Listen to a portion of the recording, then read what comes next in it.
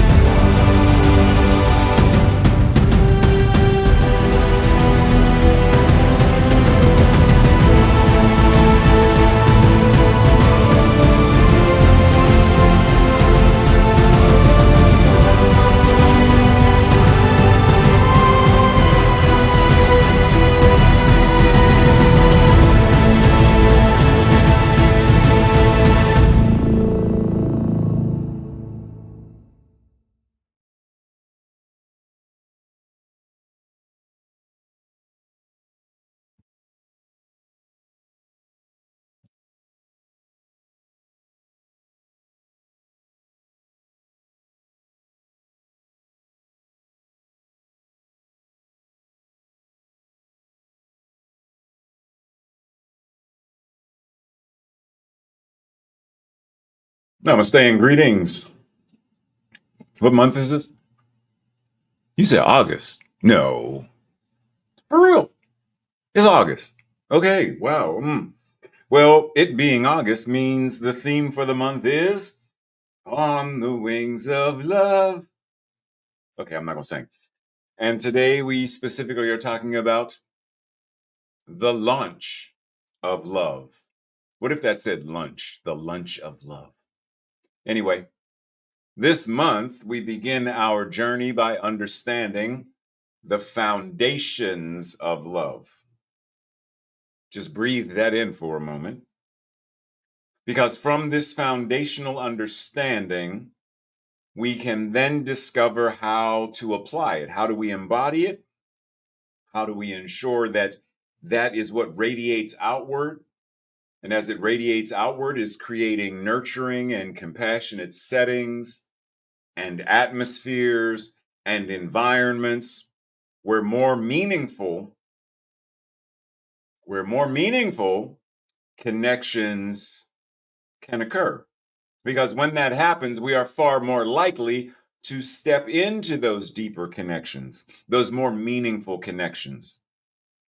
Because after all, it is precisely those connections, meaningful connections, that give us the ability to heal and transform and create a world that works for all. So if you are ready to begin, let us begin with a basic question. What is love? And we're going to dive in a little bit later, but what is love? Well, according to Gandhi, where there is love, there is life. So clearly he's putting these two together in some way. If there's love, then there's life. Which for us in Science, Mind, and Spirit 4.0, we understand that love, life, God, source, spirit, wisdom, it's all the same thing. So clearly, where there is God, there is love. Where there is love, there is life. Where there is life, there is love. Where there is love, there is God. Right? Synonymous. It all means the same thing.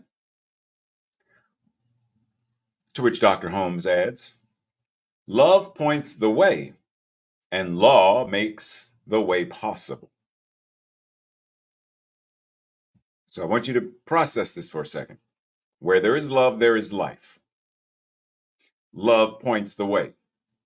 Now, if I were to ask you, what does that mean? How is love pointing the way? And how is law making the way possible? What is the way? Is the way how we live? Love says, where I am, there is life. That is the way. And the law makes living, moving, and having our beingness possible. Okay, we'll start there as a premise, but we return to our original question of what is love? Any guesses? Well, according to the Greeks, they developed several different words to represent different aspects of love. Now, immediately we're going to jump into the idea that there is life affirming and there is non life affirming expressions. Because mania is a non life affirming expression. Eros could be either or, right? Agape can only be life affirming. But generally, we are given the idea that there are different ways we can express or embody love. The love you feel as part of a team, as part of a group. I just watched second episode of a documentary, or third episode of a documentary called Feet First, where the documentarian is following people chronicling their life as they're approaching the end. The general idea is in California, they have the right to die as part of the law, the legal system. So anyone who's terminally ill can put forth the request to consume certain medications to make their own death possible. And so the filmmaker is following various people. She started with her mother. She then followed her father. And then in this episode, it's a young man who was a part of a hockey team when he was growing up. And he talked about how the bonds of that family, the bonds of that group, have developed many great, deep, meaningful friendships that have continued over the years. Philia. It's why Philadelphia is referenced as the city of brotherly love. Team, group. So there are all kind of ways that we can express and embody love. But what is it? Love is a complex emotion encompassing a range of strong and life affirming feelings, including affection, intimacy, and connection, attachment. Often described as a deep bond or connection with another person. Doesn't have to be a person. You can love your pet. You can love the family heirloom that your grandmother gave you, right? It doesn't have to just be. It is how we develop connection to, and it's deep, meaningful connection, right? It's not just superficial connection of, I'm connected to my phone. I love my phone. It gives me the ability to do all kind of things. Well, yeah, I get you. I hear you. But that's not what we're talking about. So it can be experienced in various forms, such as familial love, romantic love, or platonic love. And it can involve both intense passion and deep commitment. Ultimately, love is a personal experience, unique to each individual. And it can bring great joy and happiness, but it can also bring challenges and heartache. Now, for me, heartache would imply grief. The grief that happens when my parents died at their respective times. There was heartache, there was grief, there was sadness, there was mourning. That wouldn't be if I didn't love them or wasn't deeply connected in meaningful ways to them. It would have been, oh, okay. Like there's a certain minister whose name I will not speak right now, but you can Google, who for years was prominent in, the Christian nationalist movement or whatnot. And recently he made his transition. There's no heartache. Now, some may say that's cruel of me because, as a minister, but, I bless him on his way into the next life after life, for he too is an expression of God. But I don't feel there was no meaningful connection with him. So, you ready? Okay, so, mm, yeah, let's go on. I was going to say something first, but we'll go. The symbolism of love, the heart, often used because when we feel it, it's in the chest region. In terms of the chakras, the heart chakra, anahata, is the symbol representing the energy of the heart chakra. For some, they use the color pink, but traditionally it's green. I'm not going to go over this, so I invite you to either screen capture or come back to it or send an email and ask for it. But in general, when your heart chakra is out of balance, when the lotus of the heart chakra is closed or closing, it can manifest as difficulty forming healthy relationships, which means it's going to form unhealthy relationships. It can result in feelings of isolation and loneliness. It can be the holding on to the attachment to past hurts and grievances, the inability to forgive. Okay. In a balanced state, it leads to healthy relationships, the ability to give and receive love, joy, and a sense of meaningful connection to others. So, not only as a symbol, but as an energetic center. Okay, moving on to the next concept from one of my favorite movies of all time. When Neo meets this family of programs in the subway, a conversation ensues. because the father references the love he has for his daughter. Neo is confused. Neo says, I just have never, Ramachandra responds, heard of a program speak of love? Well, it's a human emotion. No, it's a word. What matters is the connection that the word implies. I see that you are in love. Can you tell me what you would give to hold on to that connection? Anything. Then perhaps the reason you're here is not so different from the reason I'm here. So love is a word that implies connection. Keep that in mind. Love is a word.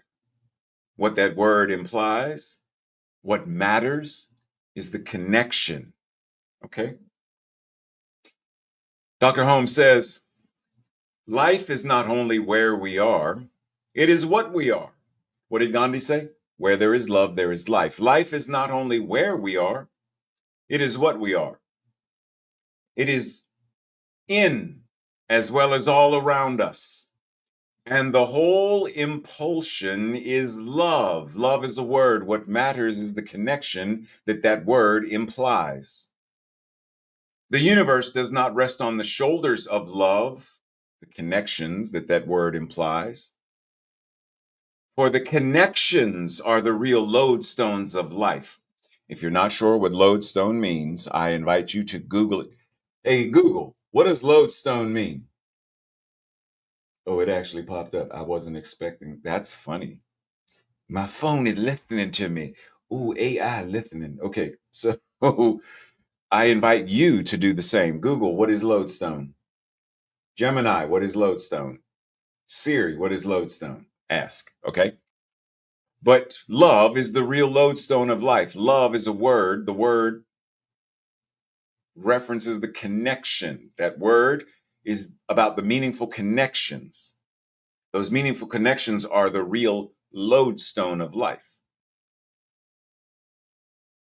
So, in this thing called life, there is only one life, and that life is God, and that life is your life now.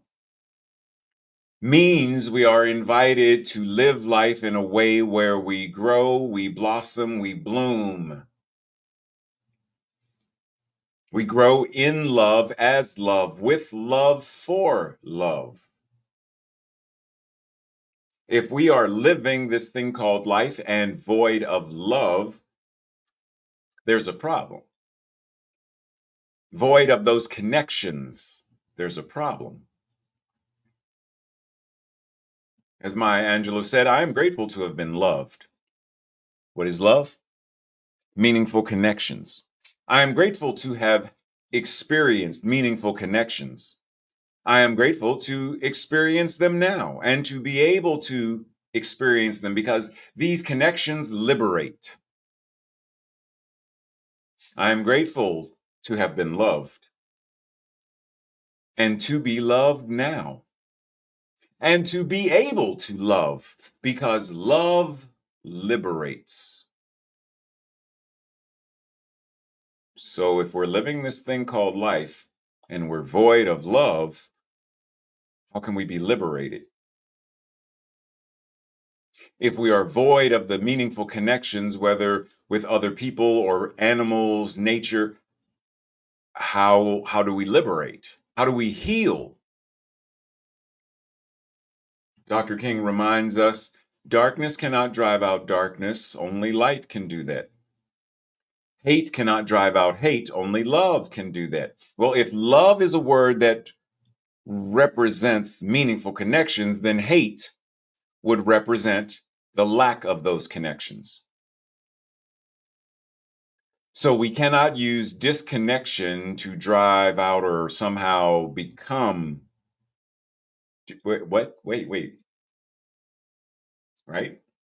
Keep that in mind. If we are attempting to, for example, someone's in a cult, CULT, not a cult, OCCU, okay, cult, CULT. Does my shaming them help to heal them? Does my hatred of the cult somehow heal them of the hatred the cult has indoctrinated them to feel towards me? No. That's why all interventions, whether it's for drugs and some other addiction related to alcohol, etc., or being in a cult and being deprogrammed, all of them require a level of compassion and being able to connect with the person at a deeper level in order for their guard to come down, for them to then be willing to receive help, in order for them to be liberated. Because love liberates, hate does not. So, once again, in this grand scheme of things, light being our current representation of love, how are you shining your light? And the shining of your light does what in your life and in the life of those around you? For the symbolism, the darkness is seen as the ooh. But in the overall thing, darkness is not the villain or the enemy. Darkness is yin. This is about balance. Know when to bring light and when it should be dark. Balance. If it was meant to be light all the time, the planet wouldn't move and the sun wouldn't appear to rise and set. It would just be daytime. We'd have 4 suns or something around the planet so that all 4 hemispheres, north, south, east, and west, there would be light. But it's supposed to move and darkness, light, darkness, light. When you put a seed into the earth, does the soil and turn the light on? No. It starts in the darkness, it emerges, and then photosynthesis and whatnot happens as now the bloom receives the light. Yet the roots are still submerged in the dark. Balance. How are you balancing this thing called your light, your love, your connections?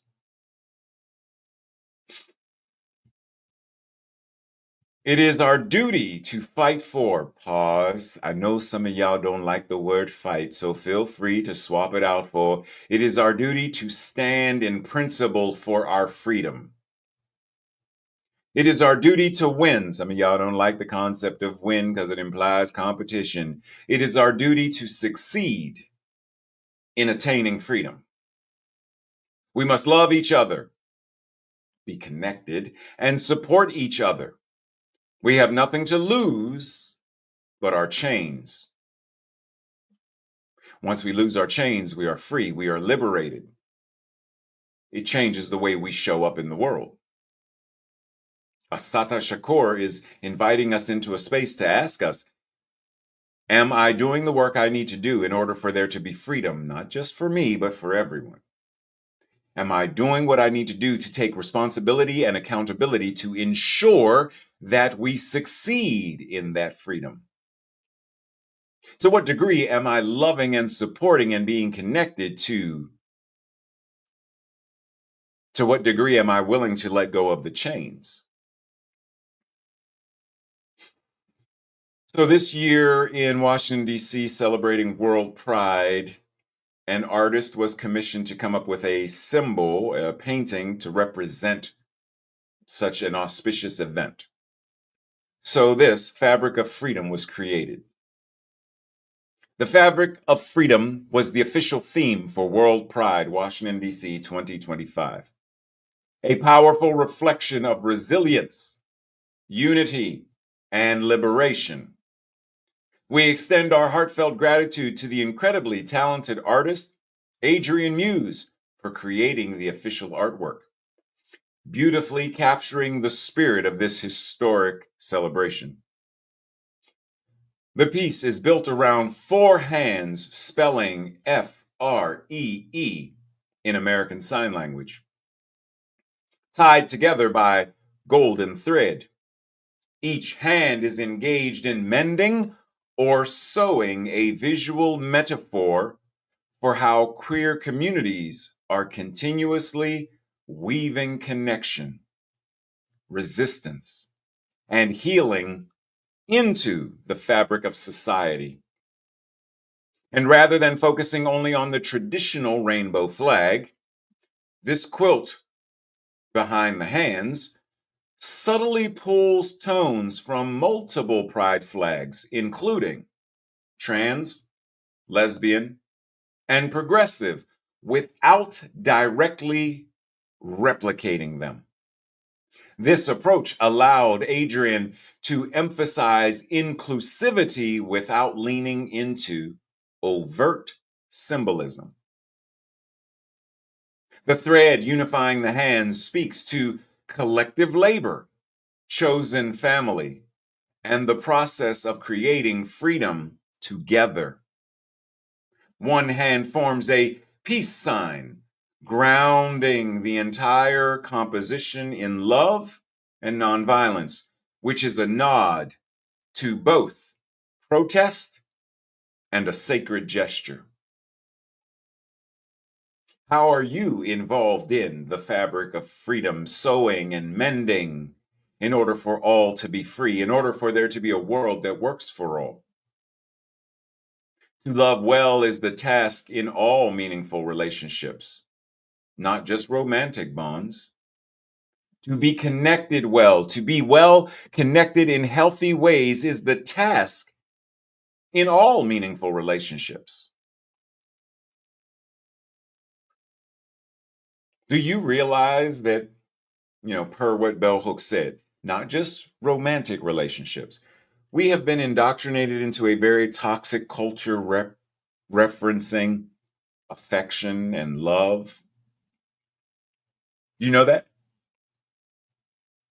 Did you know that there was a moment when former President Biden was photographed giving his son a hug and a kiss that hit the internet as though you would have thought it was the end of the world?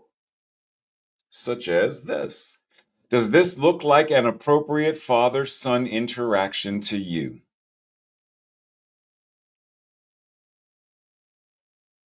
What? Yes, so we are invited to stop with the ignorance, because it's straight ignorance. And when I say, so does this look like an appropriate father-son interaction to you?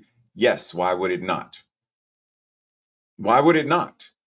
Why would anyone read into this something sexual? Now, let's pause, because there was a time when I had been conditioned in such a way. So I understand the concept. I understand the depth of the programming.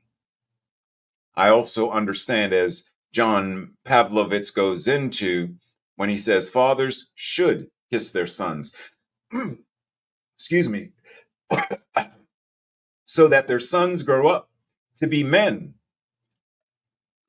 who don't see compassion as a character flaw, who don't mistake toughness for strength, who aren't afraid to love people fully. We could use more men like that now. And I invite you to go read part of the blog that he shared, because he references how the last time he had an opportunity, when his father pulled him close, gave him, put cheek against cheek, kissed him, and said, "I love you, sweetheart." And then John never saw him again because his father suddenly died a month later.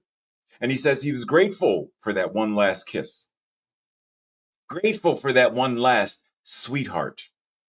What's wrong with that? Why do we not love without restriction? Why do we feel like we need to maintain, contain, restrict, and limit the expression of love? In reference to this, I remember seeing this blog post, as it says, 2016, so it's rather old. And interestingly enough, should black fathers kiss their our children? They misspelled there. It's cool, which is just funny to me. But why wouldn't Why is this even a question? And I invite you to go read the full blog as well. But why is this even a question? Why wouldn't Black fathers kiss their... Well, interestingly enough, let's look at the statistics. Out of roughly 179 Black men, 77% had never had their father say the words, I love you, to them. 64% can't remember the last time they said the words, I love you, to another man.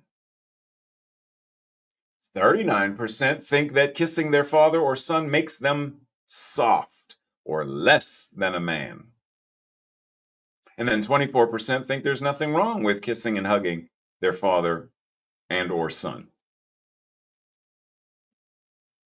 24% is a very small number that thinks there's nothing wrong with it. 77% having never received it. These are shocking stats. When do and how do we heal this so that it becomes part of our healing nature? A father's love is his son's first lesson in what it means to care for someone with all your heart. Why is it not normal, deemed normal, acceptable for a father to love and express love and affection to and for their son, or the son to and for the father? You know, yes, there was a time when I was growing up that I shied away from, because my dad would give me a hug and a kiss, and I was like, Dad, because I was afraid of what my friends would think. So at some point, I shut off that valve. And then fast forward many years later, I'm indoctrinated to believe that affection equals sexual arousal or whatever. Fast forward, now I have sons, and I have to break the entire indoctrinated cult like belief, all of the toxicity around that, so that I can fully love my sons, my grandson, etc.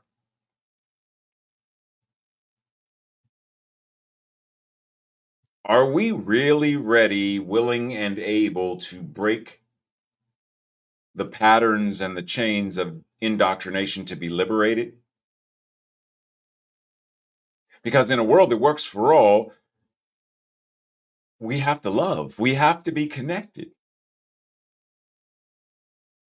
As Robert Browning says, take away love, and our earth is a tomb. What is love? Love is a word that stands for meaningful connections. Take away our meaningful connections, and the earth is a tomb.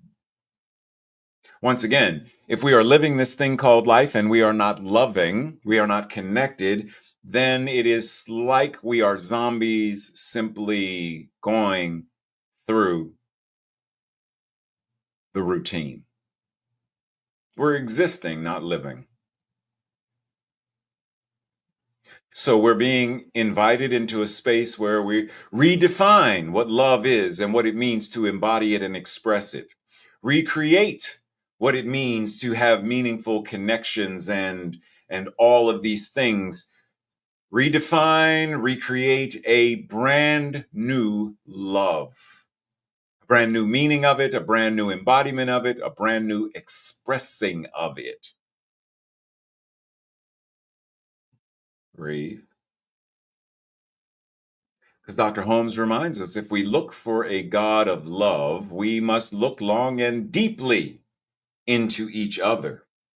In other words, rather than looking for a God out there who loves or is love, we do it best by loving the people we are with, looking into and through them to recognize their divinity and the love that's there and this connection.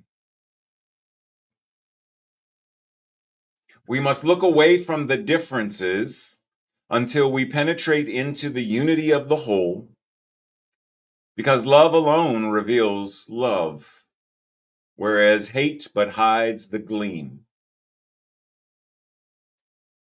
So I know we haven't done it in a while, but we're going to remix. Are you ready? If we want to embody that which God is as love, we must be able to recognize that love, that divinity, that God in each other. We must learn to celebrate and honor our diversity and differences, no longer allowing them to be a source of separation.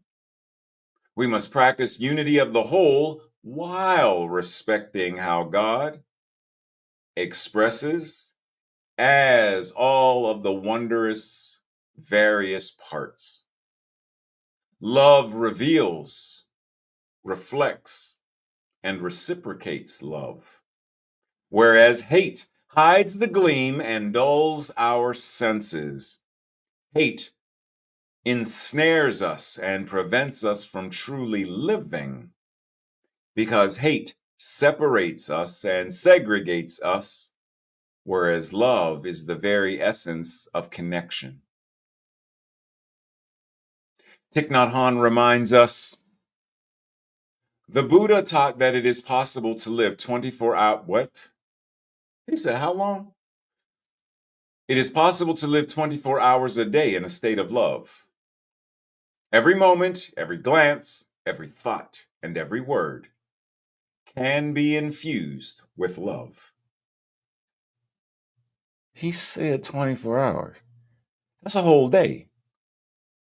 That's pause, because it really isn't that big of a deal. We already understand the concept. How many hours in the day are you human? 24. How many hours in the day are you affected by gravity? Provided you're not an astronaut, and even then there's a certain 24. Okay, well, how many hours in a day are you? You said Wednesday you're somebody else. No. 24 hours, that's a different day of the week though, but at noon to 3 you're somebody else. No, you're still you. You're the supervisor at, the local store or whatever, but you're still you, serving in a different capacity. 24 hours. How many hours in the day are you an assembly of molecules, atoms, etc.? 24. How many hours in the day are you a person? And how many hours in the day are you an incarnation of God? All of these 24, we're already doing it. So it's not that difficult of a concept. Our invitation is to practice it consciously. This is our work, consciously infusing every moment possible that we can with love. This is a great notion, but the practice may be challenging and on some days even downright daunting. And this is where we call upon the four immeasurable minds as mindsets, practices, and exercises to assist us in infusing every moment with love. So let's practice loving kindness, compassion, joy, and equanimity. Let us learn to launch into this month's focus. Let us learn to launch into love and stay there. So the four immeasurables: loving kindness. Repeat daily whenever you can. May all beings experience acceptance, trust, sufficiency, and safety. Say this when it feels easy, but also say it especially when it feels difficult. Compassion. When you see someone struggling, regardless of the details, whether you know them or not, that's not important, quietly say to yourself, I see your struggle. I see your suffering. I too have struggled and suffered. I extend my heart, my care, my concern to you. As I know this experience you are having, it does not feel good. So may your struggle and suffering soon pass. Joy. Start the day with a question in meditation or part of your morning ritual. What joy may come today? not with the attempt to force it or plan it into your day, but rather to be open to all of the ways that joy may flow. Equanimity. As often as you can, state quietly, at this moment, I trust God as the source of my supply. Not as an anthropomorphic, I trust God, but I trust nature to bring water. I trust the sky and the moon to do what they do, and the sun. I trust that which is the universe to supply what is needed. Now, whether or not you have quote unquote proof of this, make this claim in order to bring a sense of even mindedness and trust into your day, into how everything is working together, connected, and that it is not working against us. Acceptance. Where in your life are you unaccepting of life as life unfolds? Acceptance does not require that you like every circumstance or agree with every experience. It is about acknowledging reality as it is rather than wishing and hoping it was something else. For example, Tracy and I recently were in a car accident. For me to pretend or I wish we were, be present in what is. Make sure Tracy's okay. Be present in what is. Go to the hospital. Be present with what is. That's how we move through what is in order to be on the other side of it. You have to acknowledge what is. Oh, that's a toothache. Don't pretend it's not there. Acknowledge it. Recognize it. I don't want it to be there. I don't want to feel this, but I do. So acknowledge it. Make a phone call. Make an appointment to your dentist or whatever you need and take care of it. Are you willing to say yes to the reality of life, even when that reality is uncomfortable or painful? This yes does not mean resignation. It doesn't mean you're completely giving up and saying, okay, fine. Rather, it is opening the door to greater possibilities because it's opening the door to freedom. You are liberated by this. There's no more resistance or judgment or inner turmoil about the reality of what's going on. You find a sense of spaciousness as you're able to move through the challenges of life and then heal and evolve and transform.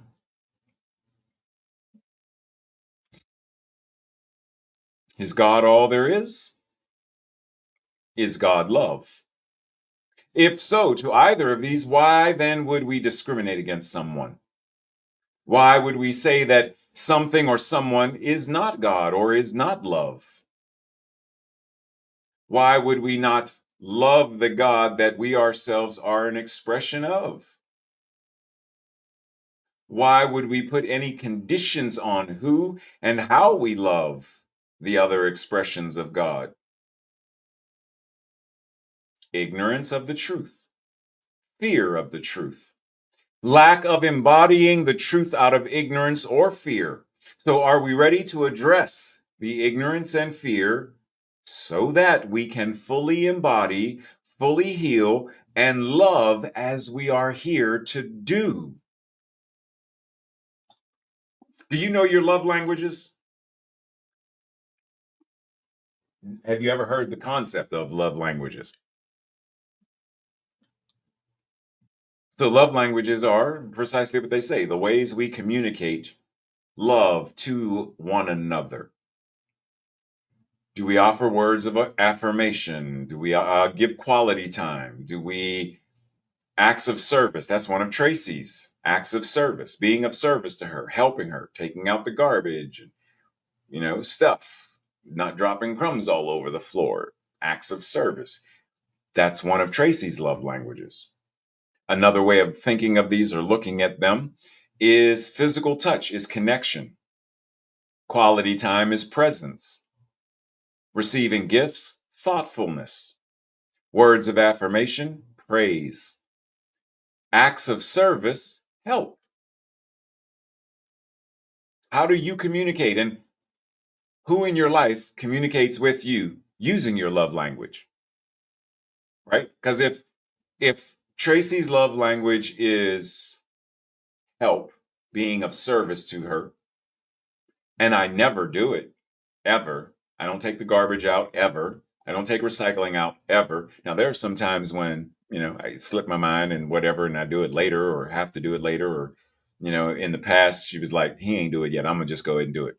Because sometimes Tracy says, if I'm going to get it done, I got to do it myself. It's part of her old indoctrinated belief. But nonetheless, because it's not about Tracy today, and I know what she's saying right now. I can hear you. There's the idea that how am I communicating using her language? Do I ever get a tray? Yes, sometimes. Sometimes I don't. Do I still spill crumbs? Sometimes I do, sometimes I don't. But to not do it at all, to not communicate in her love language at all, what does that mean? That's like me going to Japan, saying that that's where I'm going to live, but never bothering to learn the language. Wait, what? Which many of us do. Many people move to other countries, Mexico, Germany, France, wherever, and we're planning on living there, but I don't want to learn the language. Well, if you can't learn the language or you won't learn the language, how do you learn the culture? And if you're not learning the language or the culture, how do you actually connect with the people there? Oh, you don't. The Science of Mind and Spirit 4.0 gives us the means to take flight and soar in our lives. Literally, this can be living in such a way that all of our needs are met: physical, social, emotional, financial, spiritual, intellectual. All of our needs are met. Our love language communication is fluent, and that this is the experience for everyone all over the world. Science of Mind and Spirit 4.0 gives us the tools which we must utilize until they become second nature, until they become natural to us, until they are then a way of life. You start off, pause for a second. You start off, I'm going to learn Japanese. Okay. How you say good morning in Japanese? I know it sounds like a state. Georgia. No, that Texas. No. Oh, Ohio. Ohio means morning. Morning. Ohayo gozaimasu means good morning.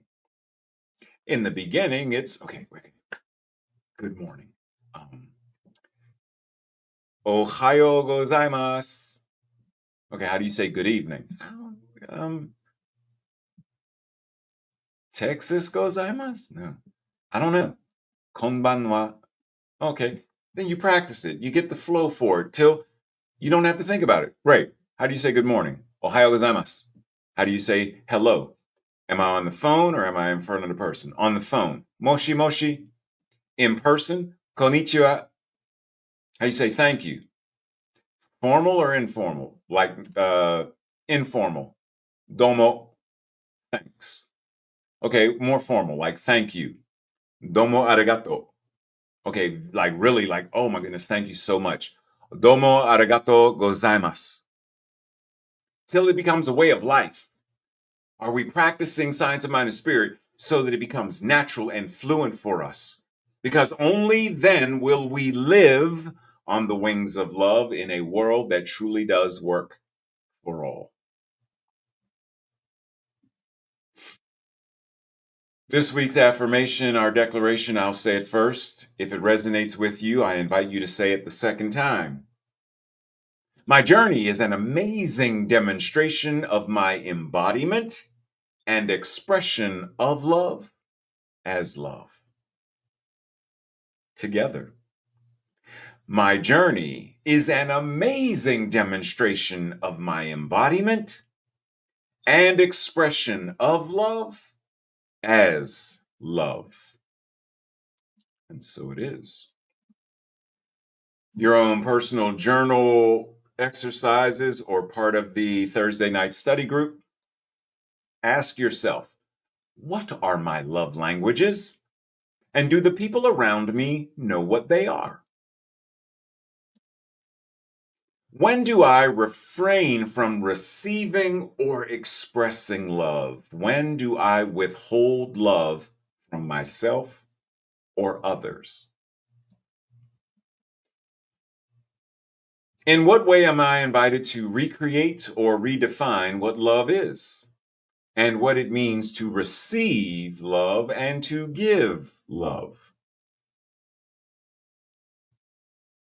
What might it look like if I live 24 hours a day in a state of love? If for every moment, every glance, every thought, and every word I infused with love, what might my life look like? When I look at the fabric of freedom, what comes to my mind? What emotions do I feel? And how might I embody the concepts, the themes, the energy that it is communicating? And lastly, how do I shine to help heal the world, to dismantle the indoctrination and the caste consciousness that holds everybody captive, that holds everybody in the world captive? This week's practice, wax on, wax off. So this week, it's very easy. Identify your love languages and identify somebody else's, and then communicate in that love language for a week. Simple as that. So I use Tracy as an example. So for 1 week, starting right now, for 1 week, I'm going to communicate to Tracy by acts of service. I'm going to help Tracy, whatever Tracy need help with. I'm going to wash the dishes if she want me to. I'm going to take out the trash. I'm going to pull zucchini out her garden if that's what she want me to do. Whatever Tracy want me to do, I'm going to help. I'm going to be of service. Now let's see if Tracy does the same. No, I'm just joking. I'm just joking. I'm just joking. I'm just Tracy. Stop, Tracy. I'm playing. Okay. Breathe. As we enter into that space, that awareness of infinite wonder, infinite possibilities, prayer. Where today our prayer simply is love. As I demonstrate my connections with others, as I demonstrate my connection with the world, be that with a tree, the grass, the geese, a dog, a cat, a rabbit, whether that connection is with the food that I am consuming or the pot of coffee I am making or the conversation with my son, whatever that connection is, love. Right here and right now, that connection is a demonstration of prayer because that connection is a demonstration of love. That love is a demonstration of God. That means I am in prayer.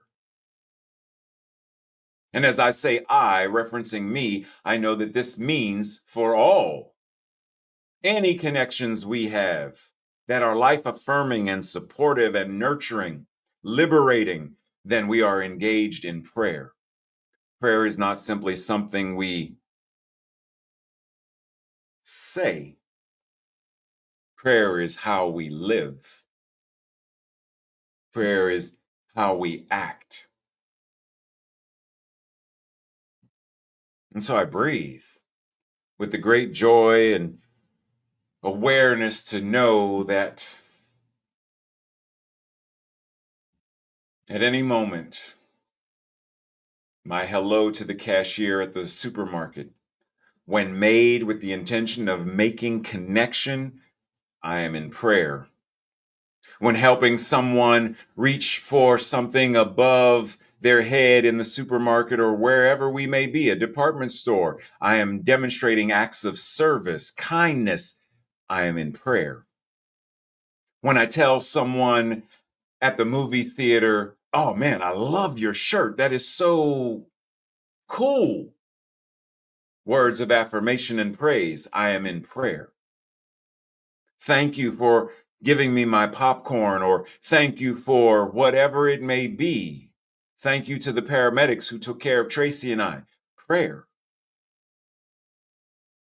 Then what unfolds for me is realizing then I can always be in prayer. My amen can always be an ongoing inhale, exhale. Amen. And so it is. How amazing it is to realize the ease and simplicity of 24 hours living in love, living as love.